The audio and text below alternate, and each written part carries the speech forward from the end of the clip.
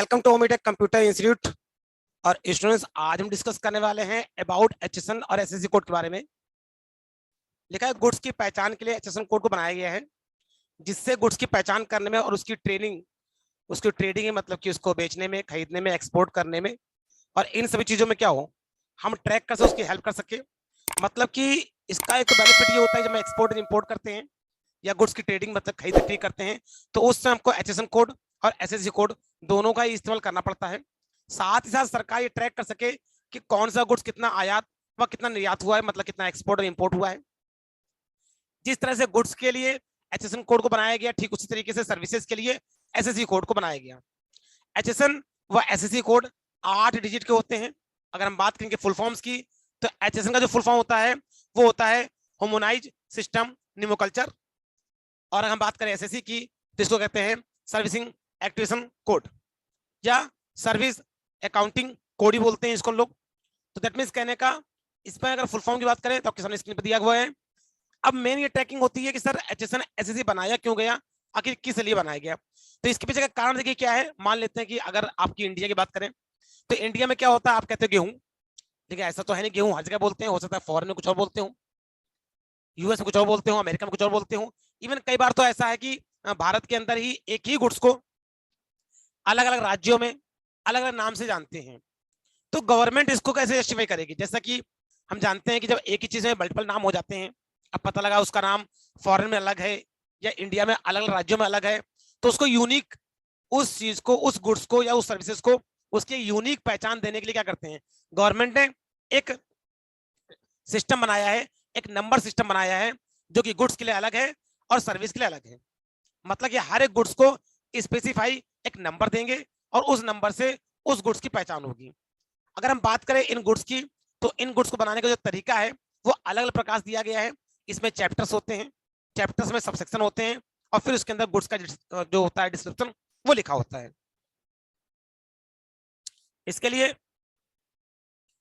जब रजिस्ट्रेशन करने जाते हैं, जब भी हम जीएसटी का रजिस्ट्रेशन करने जाएंगे, तब भी हमको एचएसएन और एसएससी कोड बताना पड़ता है कि हम किन गुड्स में और किन सर्विसेज में डील करने जा रहे हैं।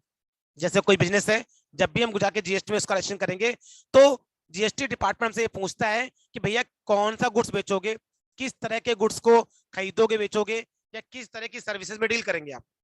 तो हमें वहां पे अपनी मिनिमम 5 जो सबसे इंपॉर्टेंट 5 सेवाएं हैं या हमारे 5 गुड्स हैं, उनको वहां पे रजिस्टर करना पड़ता है।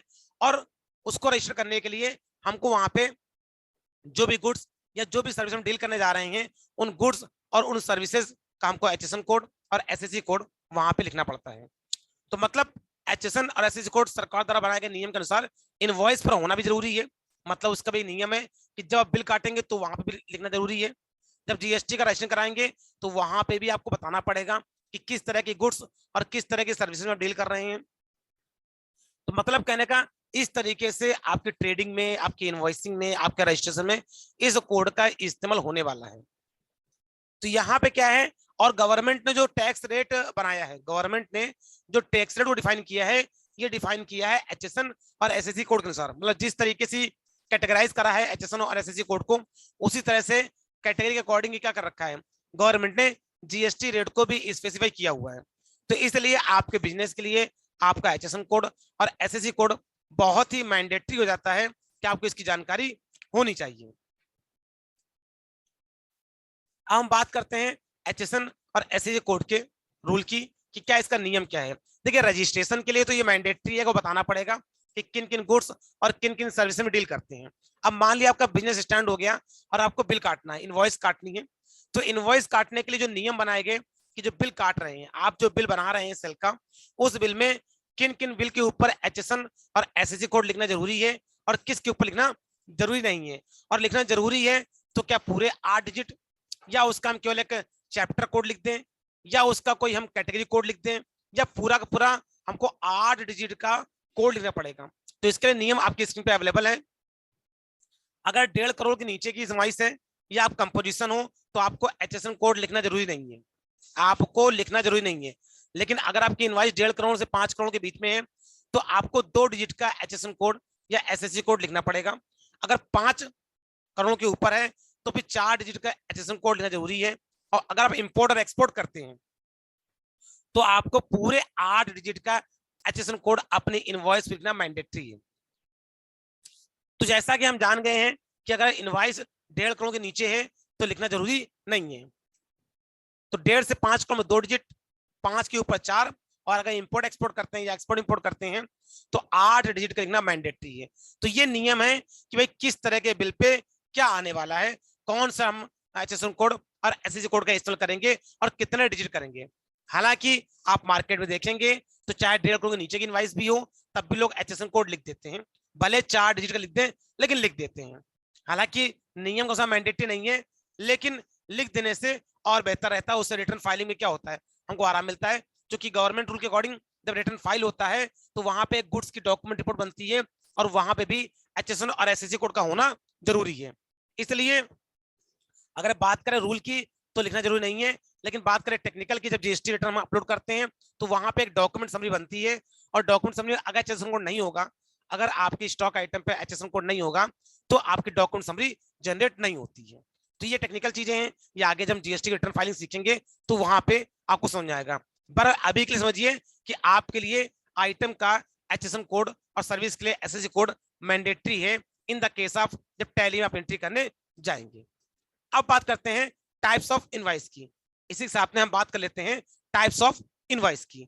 तो टाइप्स ऑफ इनवॉइस क्या होता है, अगर हम बात करें जब हम किसी को बिल काटेंगे तो बिल का जो टाइटल होगा, जब भी किसी को हम बिल देंगे तो बिल का टाइटल क्या होगा। तो गवर्नमेंट ने जीएसटी रूल के अनुसार अगर हम बिल काटते हैं तो उसके लिए नियम दे रखा है। नंबर 1, 2 ही टाइटल हो सकते हैं, या तो टैक्स इनवॉइस या बिल ऑफ सप्लाई। अगर आप पक्का बिल जारी करते हैं, अगर आप पक्का बिल जारी करते हैं तो वहां पे आप अपने पर्चे के ऊपर 2 ही टाइटल का इस्तेमाल कर सकते हैं। Number 1 tax invoice, number 2 bill of supply.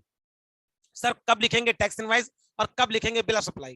Tax invoice तब लिखेंगे when tax rate is right in the invoice then make the tax invoice. मतलब अगर आपने अपने बिल के ऊपर टैक्स को दर्शाया है, टैक्स को लिखा है, टैक्स को कलेक्ट किया है, तो उसका जो टाइटल होगा वो होगा टैक्स इनवॉइस। और सर बिल ऑफ सप्लाई कब लिखेंगे? अगर आपके बिल के ऊपर टैक्स को नहीं लिखा गया है, टैक्स को नहीं दर्शाया गया है, या आप बिल के द्वारा टैक्स को कलेक्ट नहीं कर रहे हैं, आप बिल पे टैक्स को कलेक्ट नहीं कर रहे हैं, आप उस बिल पे टैक्स नहीं लगा रहे हैं, तो उसका टाइटल क्या होगा? बिल ऑफ सप्लाई होगा। लेकिन अगर टैक्स लग रहा है तो उसका जो टाइटल होगा वो होगा टैक्स इनवॉइस। तो इस तरीके से हमने समझा कि क्या होगा एचएसएन कोड, एसएससी कोड, और उसमें अगर जब बिल जारी करेंगे तो हम बिल के ऊपर किस टाइटल का इस्तेमाल करेंगे। तो इस वीडियो में सिर्फ इतना ही।